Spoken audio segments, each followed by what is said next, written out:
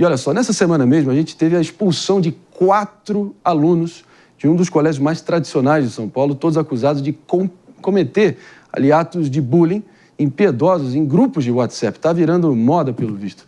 Só para vocês terem uma noção, pessoal, num caso que envolveu mais de 30 alunos da instituição.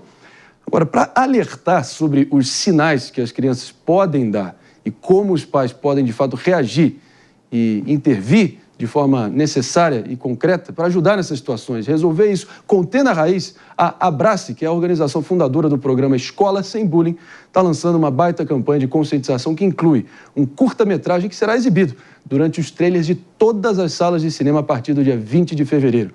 Baita iniciativa importante, até para explicar essa ação, pessoal, e conversar sobre esse assunto delicado com a gente, eu proponho que a gente receba agora o diretor-geral da Abrace, o Benjamin Horta, que está aqui com a gente. Bom dia, Benjamin, obrigado demais pela presença. Baita iniciativa aí. Bom dia, André. Obrigado. Olha, achei certeira e inovadora até essa iniciativa de, no momento ali, onde, enfim, em salas de cinema, né, que tem realmente um trânsito, uma circulação bem considerável, momento ali que as pessoas estão mais compenetradas, com a atenção ali para a tela, para realmente passar o recado de vocês tão necessário, né? Exatamente. Obrigado pela oportunidade de tratar de um tema tão importante aqui, pela sensibilidade de vocês em relação a isso. A gente sabe que o tema bullying é um tema que é frequentemente falado no Brasil e no mundo. É um termo muito popular, muita gente, inclusive, utiliza, às vezes de forma equivocada, em contextos que não necessariamente são bullying. E a gente entende que levar uma informação consistente às famílias, aos educadores, à sociedade de forma geral, é fundamental para que, em primeiro lugar, eles entendam o que é, como acontece, quais são as características, e para que eles entendam também, para que eles despertem um pouco mais dessa empatia em relação a quem sofre e aos alunos envolvidos. Então, a gente está contente com essa campanha, que vai ser oficialmente iniciada amanhã, e a gente espera que a repercussão seja o mais positiva possível. Sejamos sinceros, o bullying já é uma praga que, enfim, talvez vem se intensificando, mas é algo que já acontece há muitas e muitas décadas, com casos assim assustadores. Pelo visto, teve essa punição exemplar de 4 alunos, escola nobre. Vou aqui com a nossa doutora Larissa Fonseca, Lala, Benjamin, para te fazer a próxima pergunta. Sim, por favor.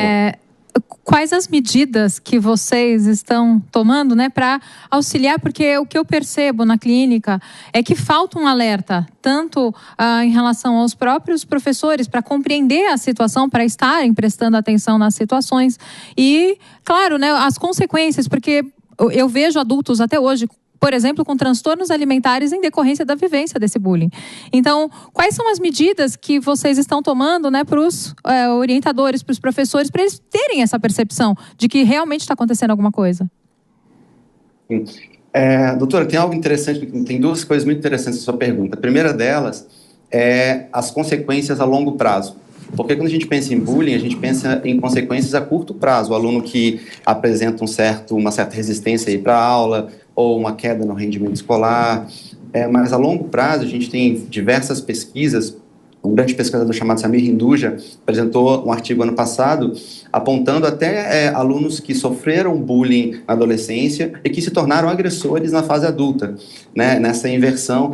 Então, as consequências vão muito além do que a gente imagina. A gente estava gravando essa semana um material justamente com adultos, dando depoimentos de como foi a experiência deles em relação ao bullying no período escolar, para que os alunos tenham essa dimensão temporal de como isso acontece, de como isso repercute. Em segundo lugar, quando a gente trata de bullying, a gente vai ver que nós não podemos tratarmos de forma simplista uma questão que é tão complexa. O bullying foi exatamente o que eu falei no início. Às vezes, o termo, essa perda conceitual que vai acontecendo com o desgaste do termo, acaba impedindo que a gente entenda a profundidade do comportamento e dessa forma de violência, né, dessa subcategoria do comportamento agressivo, que se manifesta especificamente no ambiente escolar.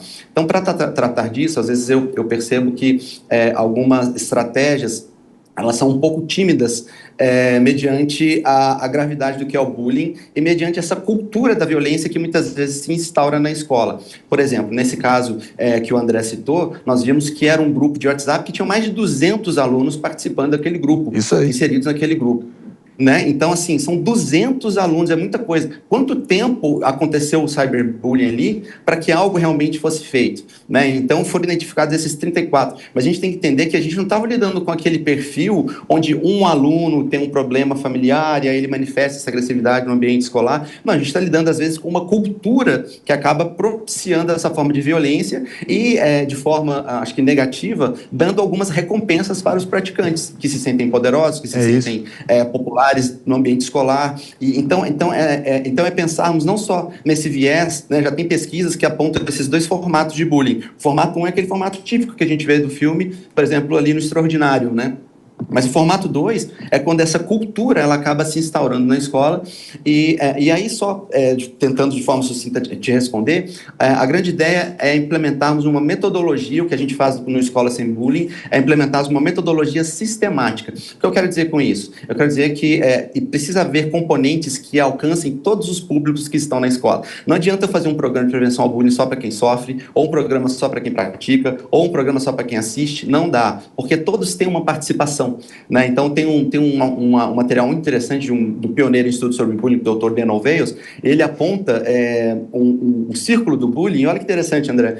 Na verdade, ele aponta 8 participantes. Né? A gente pensa no praticante e no aluno que sofre. Mas, na verdade, a gente tem 8 agentes ali envolvidos naquela dinâmica e que eles precisam ser conscientizados. Além, obviamente, dos pais, das formações em relação aos educadores, como eles vão intervir, como eles vão identificar. E, inclusive, doutora, não só os educadores, mas todos aqueles que exercem alguma função no ambiente escolar, eles têm a responsabilidade civil de zelarem pela integridade física e psíquica daquela criança que está ali. Então, isso é muito importante, essa sistematização e essa consistência no trabalho preventivo.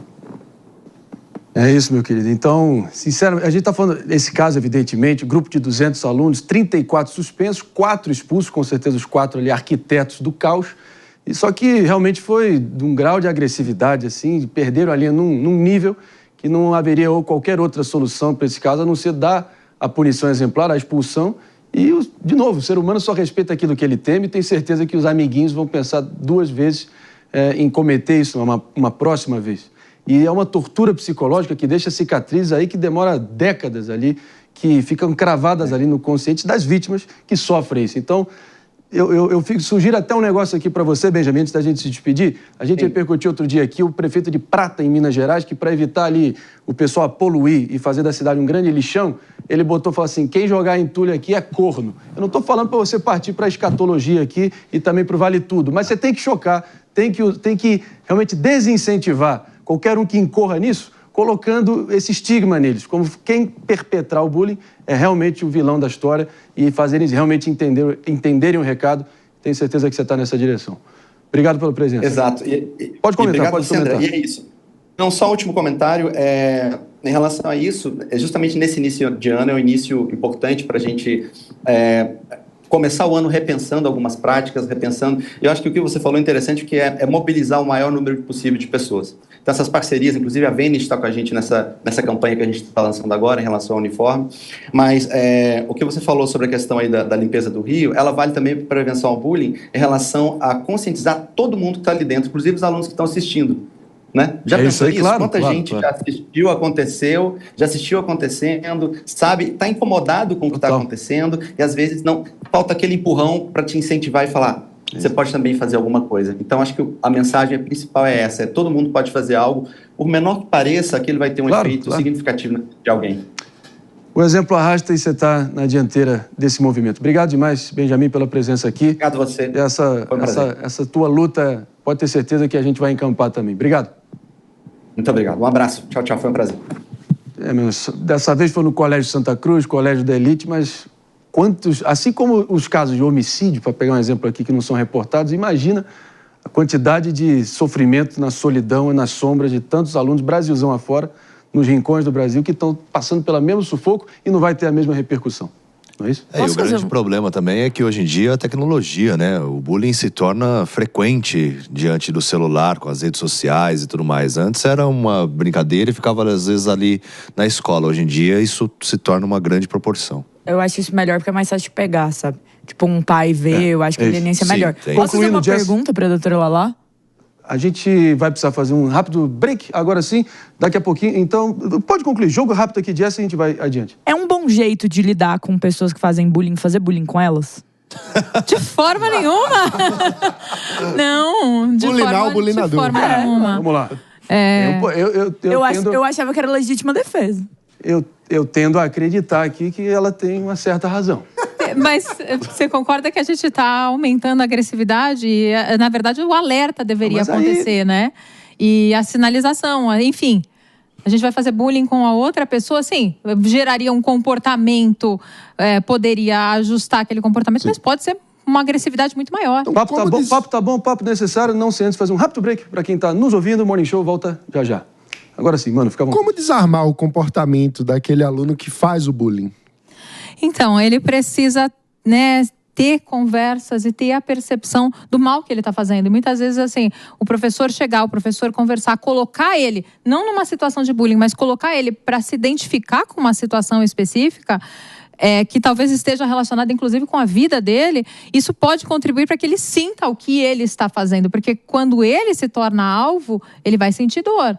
Mas a gente não vai fazer bullying com essa pessoa. Ela precisa ter uma conversa, ela precisa compreender e entender a questão dos impulsos e dos estímulos, porque o cérebro dele ainda não está totalmente formado, vai até os 25 anos. Então, esse controle dos estímulos e dos impulsos e de como que a pessoa vai entender a consequência, demora para acontecer. Mas pensando numa realidade, tirando professores e adultos, os alunos, a pessoa assistindo, qual que é a melhor forma da criança, assim, do jovem de 12, 13 anos, lidar com isso? É porque ele não vai conseguir ter uma conversa madura, olha, a sua realidade. Sim, qual que é a forma? Não vai ter uma conversa madura mesmo. Por isso que os adultos precisam estar mais cientes do que está acontecendo. Por isso que essa ideia de bloquear celulares nas escolas pode contribuir bastante para diminuir um pouco o que está acontecendo. Porque você imagina que você não faz parte daquele grupo e está todo mundo falando de você.